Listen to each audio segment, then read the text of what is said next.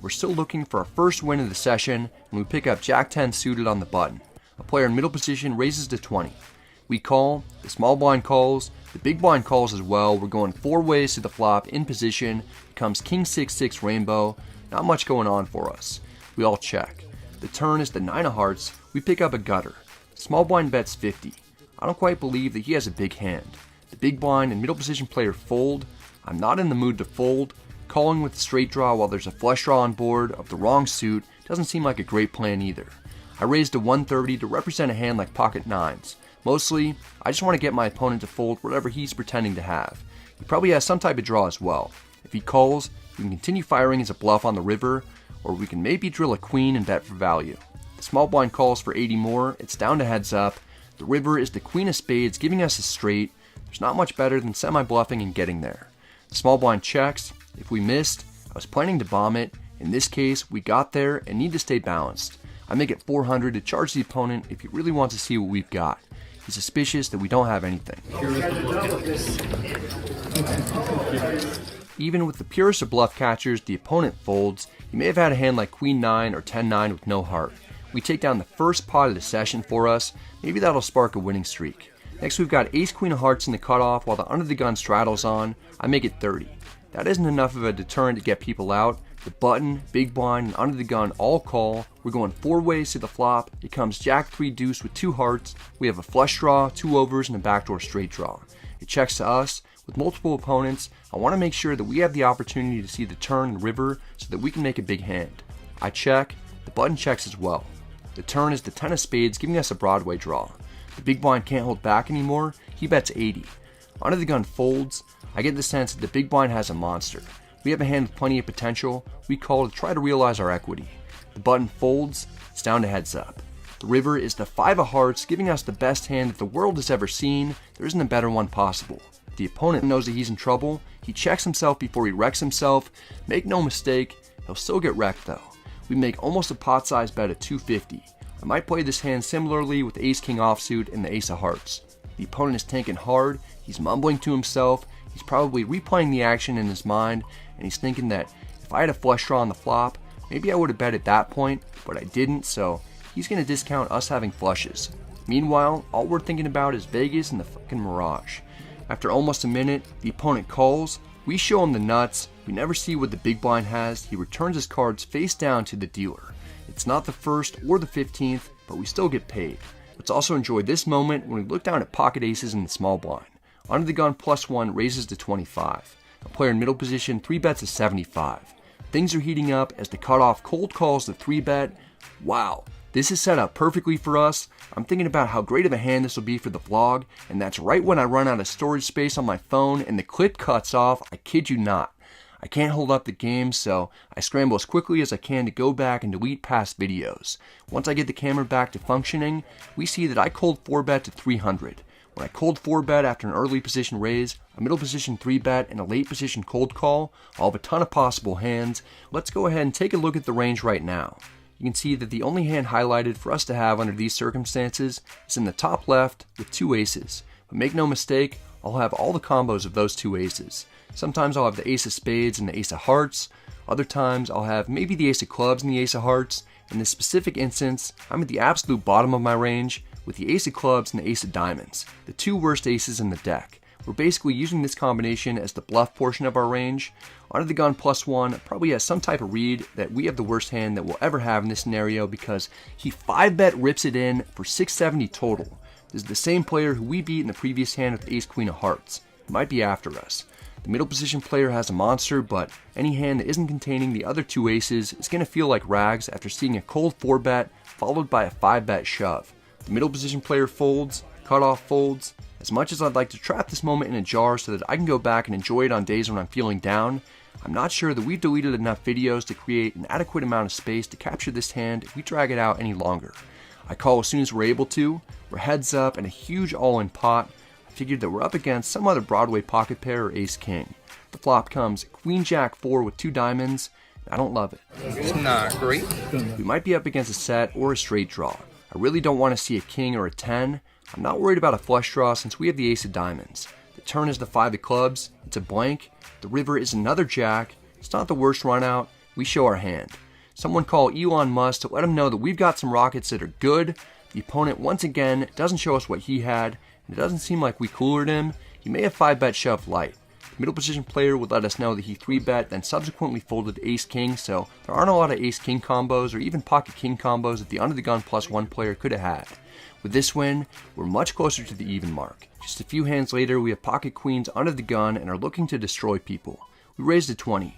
A player in middle position is out to get torched. He 3-bets to 65 with 520 total in his stack.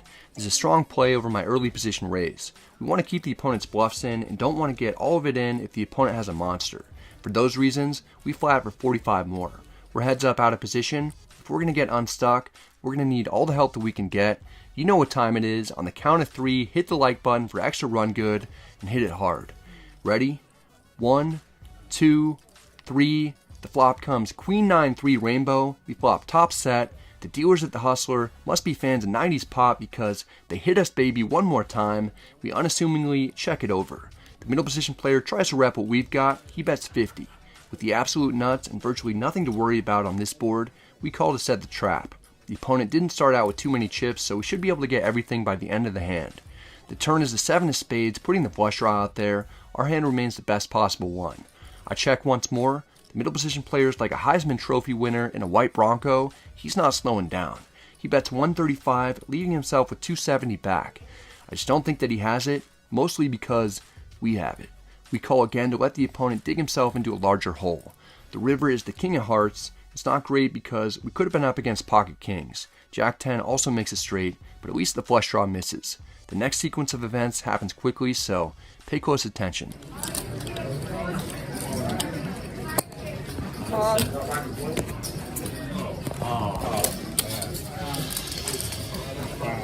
The opponent got fancy by 3-betting us pre-flop with pocket 7s. We get a dream flop, then our trap works out to perfection as the player turns a lower set.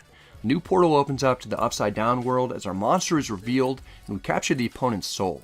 What's even better is that for the first time today, we're above the even mark. Please uncancel the evening plans. We've gotten every penny back faster than expected. We pick up King-Queen suited in middle position. Under the gun raises to 20. With suited Broadway cards, we're feeling pretty good. We call. The player on our left named Ryan 3-bets to 80 from the hijack.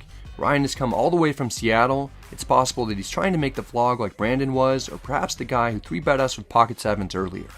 Under the gun folds. We've got plenty of playability. We call. It's heads up and we're out of position. The flop comes Queen 10-4 with 2 clubs. We've got top pair, decent kicker, but it's a 3-bet pot. It's tough to know if we're good or not. I check. Ryan keeps things simple by betting 55. I don't see much reason to do anything other than call. We put 55 out there. I'd like the dealer to keep it low. The turn is the 7 of hearts. It's unlikely to have changed anything. I check. Due to inflation, the price is going up. The hijack makes it 150. I don't know if the opponent would have 3-bet pocket 10s over an early position raise. We have a queen, making it so there's only one possible combo of a set of queens left that our opponent could have. It feels like we're up against ace-king, potentially ace-king of clubs, but that's one specific combo out of 12 combos of the hand that are still out there since we're holding a king as well. I call to see one final card.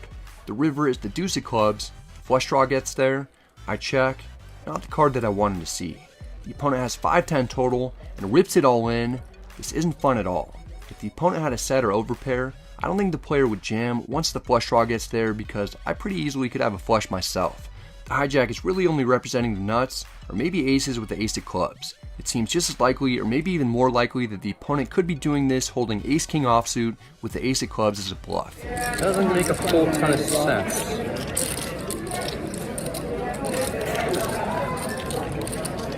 Had to have been bluffing at some point in this hand. The reason I say the hijack had to have been bluffing at least at some point in this hand is because the nuts have drastically changed from the flop to the river, yet the opponent has barreled all 3 streets and for progressively larger amounts. I have to think about this one. I'm very suspicious about this line that the hijack has taken, but I'm not just thinking about the $510 bet. I'm looking at this in terms of time because I've already indicated that I'm not going to end the session stuck. If I call and I'm correct, we'll be at the high point for the day and we can head to the bar right now to have some drinks with everyone. If I call and lose, I'll be down over 1,000 again, but I won't be leaving the casino for perhaps many more hours until I get unstuck. There's a lot riding on this decision. After 2.5 minutes of tanking, which I think breaks my all-time record, I decide that I'm okay with playing more poker if I have to. I call, figuring that we're going to see ace-king with either 2 clubs or just 1. We get bad news. Yeah. Wow, he got there. I knew you had to be bluffing at some point. This is a devastating blow. I may be here into the morning if things don't turn around. When we see Jack-9 of spades in the cutoff. When you're in the hole for piles, Jack-9 of spades in the right lighting looks a lot like aces.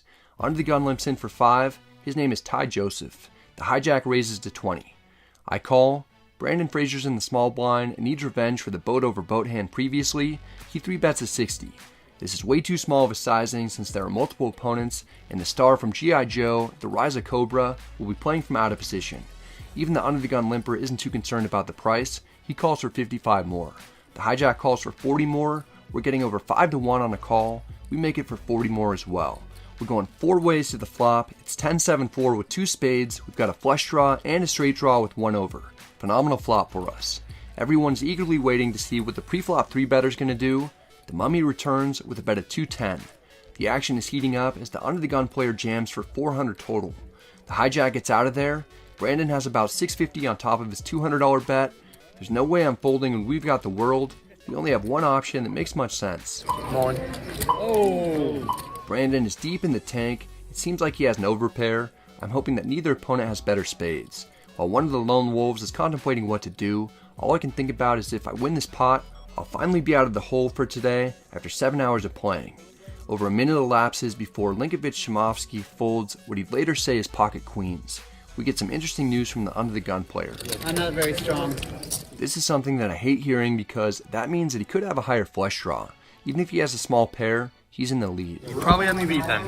We're going to need to improve by hitting either an 8 or possibly a spade. We get it right on the turn with the deuce of spades. We have a hand with a ton of value now. It's still tough to know if we've got the winner. The river is the 4 of hearts pairing the board. Not too concerning because it's unlikely that the opponent has a full house after saying that he wasn't very strong previously. We show the jiggity high flush. Under the gun is in disbelief because we got there, and he knows from seeing my vlogs that I almost never get there. Today is just sort of my day in the sense that I made a ton of big hands, but it's also not really my day since I got torched earlier on, and I'm now just trying to battle back to even. Under the gun finally shows he has Jack-10 offsuit. He flopped top pair, and we wrecked his world to win one final pot. It's been a long day with lots of meetup gamers waiting at the bar for us to all get drinks together. I can feel good about ending off here and booking a win. Finally.